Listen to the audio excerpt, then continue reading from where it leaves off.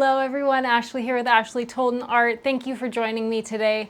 We're going to talk all about logos because there's so much to them. And I figured I would make a video on it because I just did another rebrand for my business. So this is the third update to my logo. And yeah, we'll just kind of go through all three of mine, why I made certain decisions, and maybe it can help clarify some things for you guys. So let's hop right in. Okay, first and foremost, we've got my first logo. There were a few reasons why I picked this one, and I still really like this logo. I think it's pretty cool. The square box that I picked, that was inspired because of certain artists on the internet, and when they do their signature, they put like a really pretty little box around their initials. So that's where I got that idea from, and I love it because it looks great. It looks great on everything. So it has just kind of an aesthetic aspect to it, and it also, in my opinion, gives it a little bit of depth. Like, it allows the AT to kind of pop forward. I also put the paint splatter through because obviously I do painting. And so I thought that was just a really cool kind of incorporation of the A and the T. And on this note, while we're talking about this first one, whatever business you're doing it for, but for this instance, we're talking about art specifically, your logo should identify something about you. So in this instance, it does identify AT for Ashley Tolton, but on top of that, because of the paint splatter, it also indicates what it is that I do. So even if you didn't see my slogan or know anything about me, you would look at that and be like, I bet it has something to do with paint. This one's still a little bit ambiguous, but because I could like paint houses. You don't know what I'm painting, but kind of the aesthetic of it gives you the idea that I do in fact paint things. And that is my number one rule for logos, is it should tell you or hint towards what it is that you offer, what it is that your service or product provides. Because in that regards, no matter where you see it or who sees it, there's some sort of association with what it is that you're doing. And this is a theme that's really important, and it's gonna follow me through the rest of my logos. The last thing I wanted to talk about was colors. So at this moment in time, I was feeling very bold about things. So my colors were actually more like black and white, which maybe sounds boring, but it goes on everything, and it's ultimate contrast. So it is just kind of a bold statement. You'll see, I ended up deviating from this a little bit, but overall, not a bad first attempt. The font is super clear. No matter what I put this on, whether it's on a painting or a hat or a mug, like it is so, you can so obviously see the AT. And again, it just hints towards what it is that I do. So after using that logo for a little while, I decided that I wanted to elevate my logo one more time. And that past one, you'll see in comparison, I felt like that first one was a bit more masculine. It had harder lines, harder edges, thicker lines. It definitely had some weight to it, and to me, it had a little bit of masculine energy. Nothing wrong with that, but you'll see in contrast to what I evolved into, why I maybe made decisions to change that. So the big thing in this next step was identifying what it is that I want my brand to say. For me, that was elegant, sophisticated, and timeless. Like, I love classy, clean, minimalistic, but also with pops of color. You can still be very classy with pops of color, and patterns as well, but just kind of elegant and classy was kind of what I was going for. And so that led me to this logo. In contrast, you can see there definitely is a difference in the font. It's significantly more feminine and curvy and thin, which does give it a feminine and kind of a classy look to it. I also put the gold like paint splatters around, which I will describe later, but overall, just as far as font goes, a little more feminine and elegant looking. But I still have it rimmed with a shape. Reason why. Squares tend the harsh lines, just like I was saying, and a circle has more of the curvy, soft lines, again, just alluding to this kind of more feminine feel to everything. It also shapes the letters really nicely, which draws attention to it. And the gold paint splatter is in relation to the color scheme change that I did. So the one thing that I feel like I maybe didn't do as well with this one is have it say exactly what it is that I do, because on here it says fine art and photography, and this doesn't necessarily scream out any one of those. However, it does very distinctly identify me, AT, as, you know, as the business.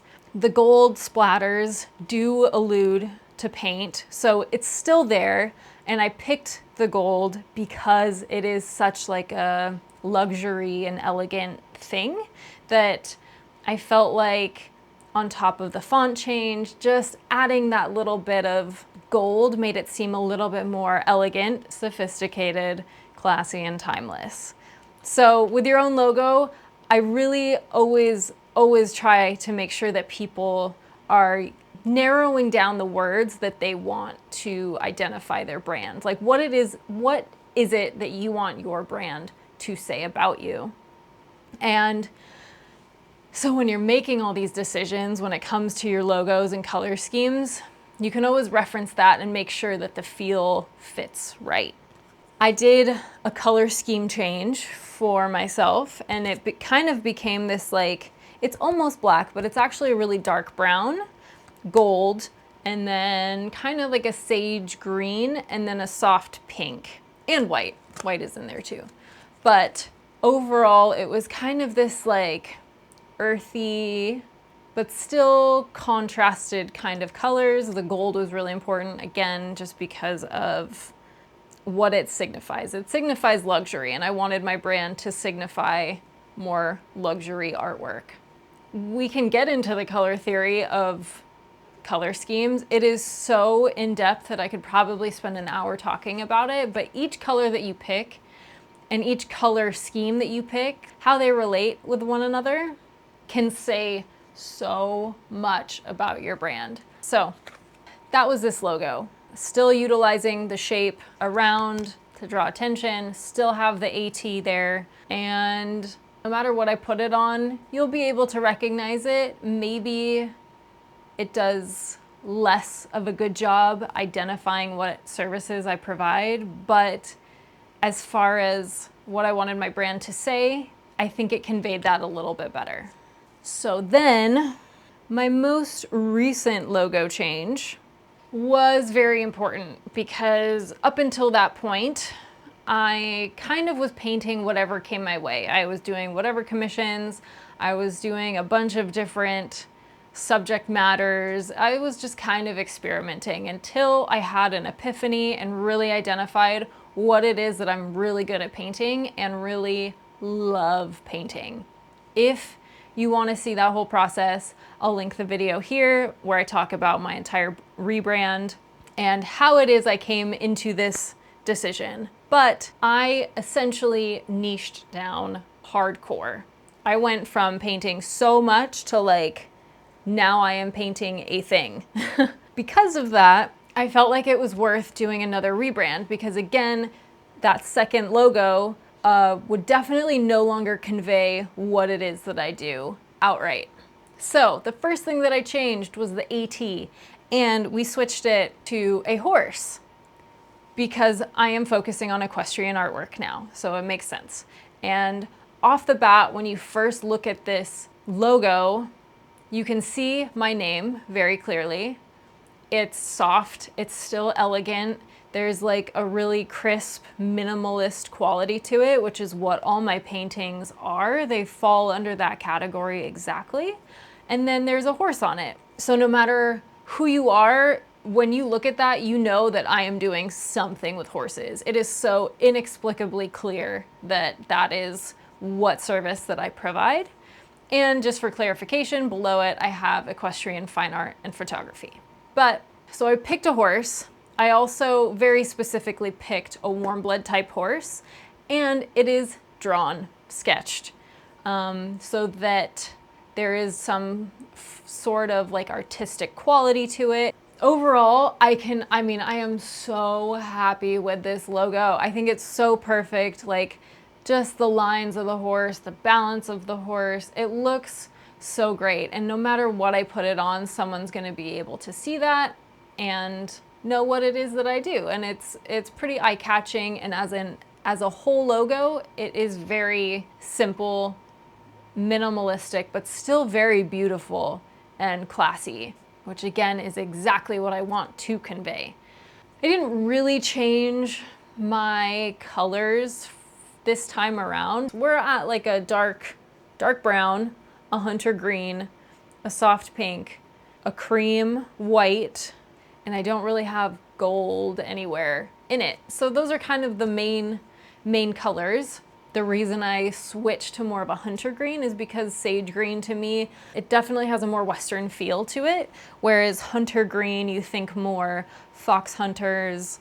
A lot of the equestrian vibe has that very bold green, and is something that's a part of the industry. So I think even with that alone, people identify and can see the equestrianism in that, along with everything else. So that's how I got to my logo. Again, I think some of the most important things to think about when you're making your logo is what it is that you need it to say. And in a split second, someone should be able to identify what it is that you do. Is that always the case? No. Think of Starbucks. Their logo looks nothing like coffee. I just think, and I've always followed the guidelines of creatively trying to incorporate what it is that you do, because to have someone be able to identify what it is that you do is gonna take the question out of it. And the next thing is to think about colors, which again would take me probably an hour to tell you all the color theory behind it. There are really good YouTube videos discussing color theory when it comes to logos, but essentially you wanna get a color scheme that matches what it is you're trying to say. So I would pick 3 words that you feel like is your brand, what it is that you want your brand to say. For me, it's timeless, sophisticated, and elegant. So when I pick my colors, it needs to convey those same emotions. The other thing that you can kind of manipulate when it comes to a logo is shape. And again, that's another hour-long conversation that we can have, because it can be square, it can be circle, it can be like layered, it can be built into each other. You can have monograms, you can have like cool little decorations on the side. There's so many things that you can do. It just needs to feel right to you, right? And you need to know what it is that you're offering and make sure that those things align. I would say when it comes to shape, think about what it is that you're going to be putting your logo on. So if it's mostly just going to be on a single banner, you know, maybe a stretched out one is fine.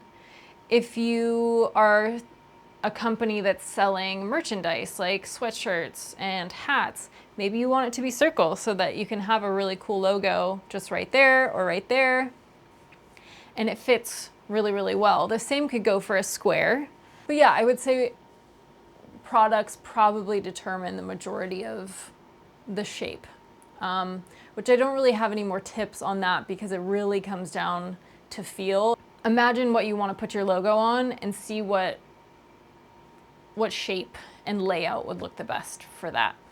The last tip I have for a logo is to trust your gut, always, because if you're working with someone to help you make a logo, if it doesn't feel right, if you look at it and it doesn't have that connection, don't go with it. You know, keep working, keep trying, do different things until you get one that you look at and you're like, yes, that is me. And it might take a few times. I mean, it took me 3 times, and the first one I don't think I ever felt super connected with. I loved the ideas of it and it was a really good start. The second one fit me for where I was at in my art journey, and when I had created that one I was like, also yes, this one is awesome and exactly what I want to say and it's beautiful. However, I also grew out of that one, and this one I now think is perfect, and it might not be done, but I hope so for a while. But I'm really happy with it, and it says everything that I want it to say, which is the most important thing. So it's a lot to think about when it comes to logos. You know, there's designated companies that you can pay to help you design one, but that was my journey through all of my logos and why I made certain decisions. If you liked anything in this video, please like and subscribe. It is the only way that I know that you are enjoying certain content or not enjoying certain content. So, as always, thank you so much for joining, and I can't wait to see you in the next one.